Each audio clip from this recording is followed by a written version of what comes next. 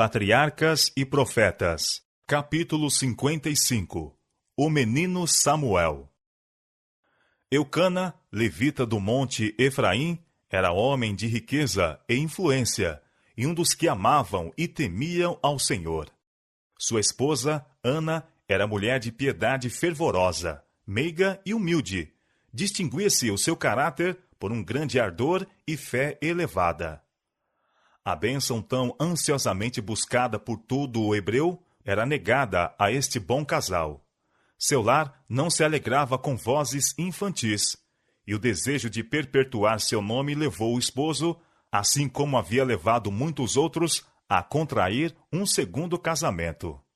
Mas este passo, motivado pela falta de fé em Deus, não trouxe felicidade. Filhos e filhas foram acrescentados à casa, mas a alegria e beleza da sagrada instituição de Deus foram mareadas e interrompera-se a paz da família. Penina, a nova esposa, era ciumenta e dotada de espírito estreito, e conduzia-se com orgulho e insolência. Para Ana, parecia a esperança estar destruída e ser a vida um fardo pesado. Enfrentou, todavia, a prova com resignada mansidão.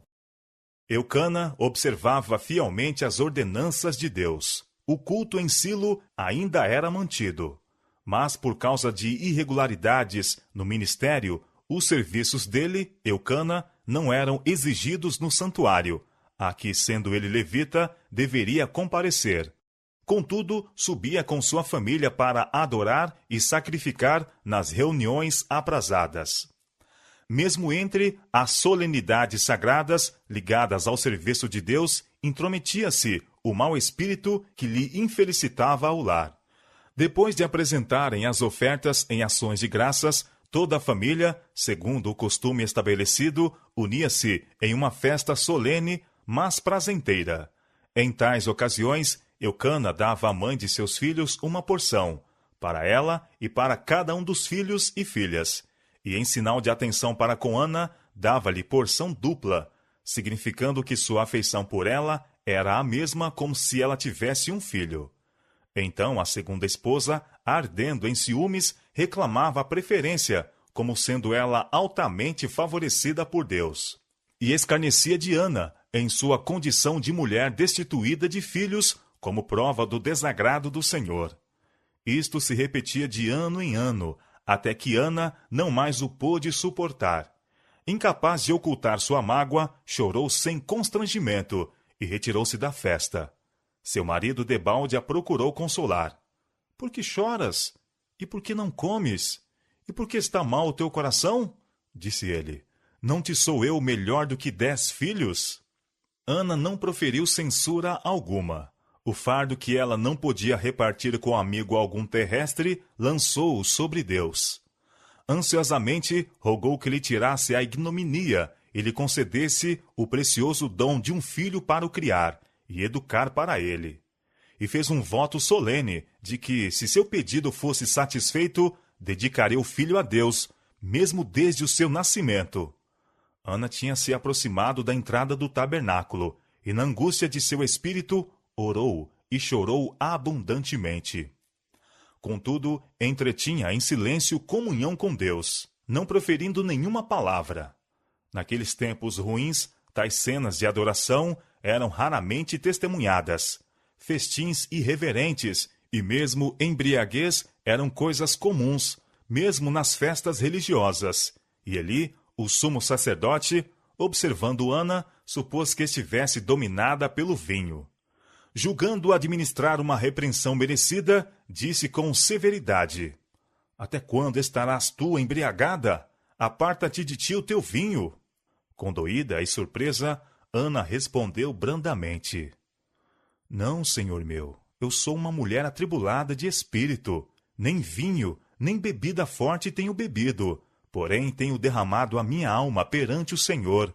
Não tenhas, pois, a tua serva por filha de Belial, porque da multidão dos meus cuidados e do meu desgosto tenho falado até agora.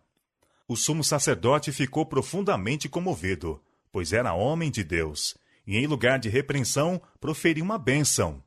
Vá em paz, e o Deus de Israel te conceda a tua petição que lhe pediste. A oração de Ana foi atendida. Recebeu a dádiva que tão fervorosamente havia rogado. Olhando para o filho, chamou-o Samuel, pedido a Deus. Logo que o pequeno teve idade suficiente para separar-se de sua mãe, ela cumpriu seu voto. Amava o filho com toda a devoção de um coração de mãe. Dia após dia, observando suas faculdades que se expandiam e ouvindo seu balbuciar infantil, cingia-o mais estreitamente em suas afeições. Era seu único filho, uma dádiva especial do céu, mas recebera-o como um tesouro consagrado a Deus e não queria privar o doador daquilo que lhe era próprio. Mas uma vez Ana viajou com o esposo para Silo e apresentou ao sacerdote, em nome de Deus, sua preciosa dádiva, dizendo: Por este menino orava eu, e o Senhor me concedeu a minha petição que eu lhe tinha pedido. Pelo que também ao Senhor eu o entreguei por todos os dias que viver. Eli ficou profundamente impressionado pela fé e devoção desta mulher de Israel. Ele próprio, pai, por demais condescendente, ficou atemorizado e humilhado vendo o grande sacrifício desta mãe, separando-se de seu único filho, para que o pudesse dedicar ao serviço de Deus. Sentiu-se reprovado pelo seu amor egoístico e, com humilhação e reverência, prostrou-se perante o Senhor e adorou. O coração da mãe encheu-se de alegria e louvor, e ela almejava extravasar sua gratidão a Deus. O espírito de inspiração lhe sobreveio, e orou Ana e disse: O meu coração exulta ao Senhor. O meu poder está exaltado no Senhor. A minha boca se dilatou sobre os meus inimigos, porquanto me alegro na tua salvação. Não há santo como é o Senhor, porque não há outro fora de ti, e rocha nenhuma há como o nosso Deus. Não multipliqueis palavras de altíssimas altivezas, nem saiam coisas árduas da vossa boca, porque o Senhor é o Deus da sabedoria, e por ele são as obras pesadas na balança.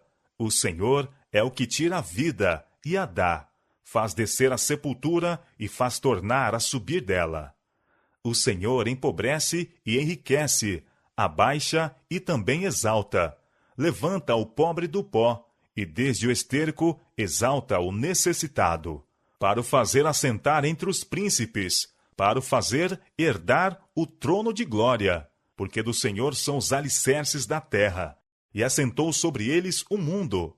Os pés dos seus santos guardará, porém os ímpios ficarão mudos nas trevas, porque o homem não prevalecerá pela força. Os que contendem com o Senhor serão quebrantados, desde os céus trovejará sobre eles. O Senhor julgará as extremidades da terra, e dará força ao seu rei, e exaltará o poder do seu ungido. 1 Samuel capítulo 2, versos 1 a 3, e versos 6 a 10. As palavras de Ana eram proféticas, tanto a respeito de Davi, que reinaria como rei de Israel, como do Messias, ungido do Senhor.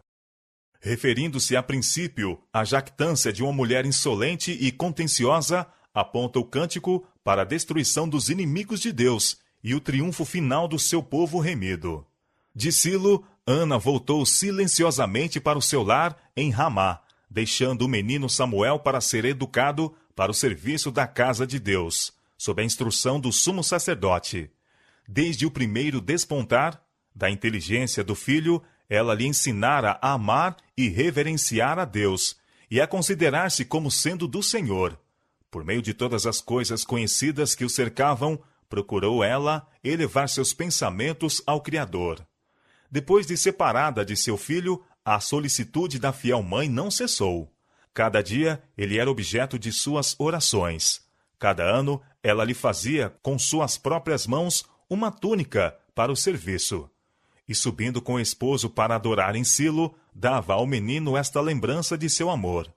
Cada fibra da pequena veste era tecida com uma oração, para que ele fosse puro, nobre e verdadeiro. Não pedia para o filho grandezas mundanas, mas rogava fervorosamente que ele pudesse alcançar aquela grandeza a que o céu dá valor, que honrasse a Deus e abençoasse a seus semelhantes. Que recompensa teve Ana, e que estímulo para a fidelidade é o seu exemplo. Há oportunidades de inestimável valor, interesses infinitamente preciosos confiados a toda mãe. A humilde rotina dos deveres que as mulheres têm considerado como uma fastidiosa tarefa deve ser encarada como obra grandiosa e nobre. É privilégio da mãe abençoar o mundo pela sua influência, e fazendo isto, trará alegria a seu próprio coração. Ela pode fazer retas veredas para os pés de seus filhos, através de claridade e sombra, em direção às alturas gloriosas do céu.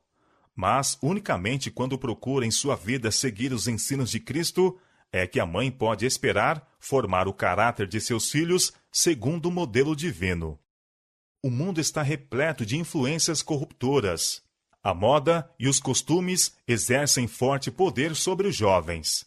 Se a mãe falta em seu dever de instruir, guiar e restringir, os filhos naturalmente aceitarão o mal e se desviarão do bem. Que toda mãe vá muitas vezes ao Salvador com a oração: ensina-nos o que faremos pela criança. Atenda a ela a instrução que Deus dá em sua palavra, e ser-lhe-á dada sabedoria conforme a necessitar. O mancebo Samuel ia crescendo, e fazia-se agradável, assim para com o Senhor, como também para com os homens. Se bem que a juventude de Samuel fosse passada no tabernáculo, dedicada ao culto de Deus, não se achava ele livre de influências más ou exemplos pecaminosos. Os filhos de Eli não temiam a Deus, nem honravam a seu pai. Mas Samuel não procurava sua companhia, nem seguia seus maus caminhos. Fazia esforço constante para tornar-se o que Deus queria que ele fosse. Este é o privilégio de todo jovem. Deus se apraz mesmo quando as criancinhas se entregam ao seu serviço. Samuel fora posto sob os cuidados de Eli, e a beleza de seu caráter suscitou a afeição ardorosa do idoso sacerdote. Era amável, generoso, obediente e respeitoso. Eli, aflito pelo descaminho de seus filhos, obtinha descanso, consolo e bênção na presença daquele que estava sob seu encargo. Samuel era serviçal e afetivo, e nunca pai algum amou a seu filho mais ternamente do que Eli aquele jovem. Coisa singular era que entre o magistrado principal da nação e a simples criança existisse uma afeição tão ardorosa, sobrevindo a Eli as debilidades próprias da idade e enchendo-se ele de ansiedade e remorsos pelo procedimento dissoluto de seus filhos, voltou-se para Samuel em busca de consolo. Não era costume entrarem os levitas para os seus serviços peculiares antes que tivessem 25 anos de idade. Samuel, porém, foi uma exceção a esta regra. Cada ano lhe eram confiados encargos de mais importância, e quando ainda era criança, um éfode de linho foi posto sobre ele em sinal de sua consagração ao serviço do santuário. Jovem como era ao ser trazido para ministrar no tabernáculo, tinha Samuel mesmo então deveres a cumprir no serviço de Deus, conforme sua capacidade. Estes eram, a princípio, muito humildes e nem sempre agradáveis, mas cumpria-os da melhor maneira que lhe permitia a habilidade, e com coração voluntário. Levava sua religião a todo o dever da vida. Considerava-se servo de Deus, e o seu trabalho como o trabalho de Deus. Seus esforços eram aceitos, porque eram motivados pelo amor a Deus e por um desejo sincero de fazer a sua vontade. Foi assim que Samuel se tornou o cooperador do Senhor do céu e da terra, e Deus o habilitou a cumprir uma grande obra em prol de Israel. Se as crianças fossem ensinadas a considerar a humilde rotina dos deveres de cada dia como o caminho a elas indicado pelo Senhor, como uma escola em que deveriam adestrar-se para a realização de um serviço fiel e eficiente, quanto mais agradável e honroso lhes pareceria o seu trabalho. O cumprir todo o dever como sendo ao Senhor lança um encanto ao redor da mais humilde ocupação, e liga os obreiros na terra com seres santos que fazem a vontade de Deus no céu. O bom êxito nesta vida e no ganhar a vida futura depende de uma atenção fiel e conscienciosa às coisas pequenas.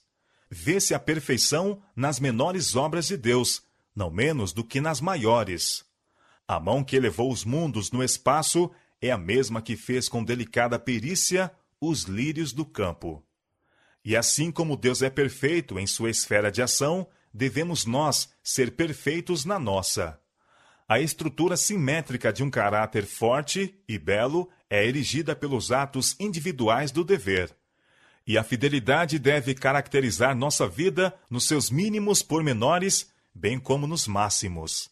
A integridade nas pequenas coisas, a realização de pequenos atos de fidelidade e pequenas ações de bondade alegrarão a senda da vida. E quando terminar a nossa obra na terra, verificar-se-á que cada um dos pequenos deveres, fielmente cumpridos, exerceu uma influência para o bem, influência esta que jamais poderá perecer. A juventude de nossos tempos pode tornar-se tão preciosa à vista de Deus como foi a de Samuel.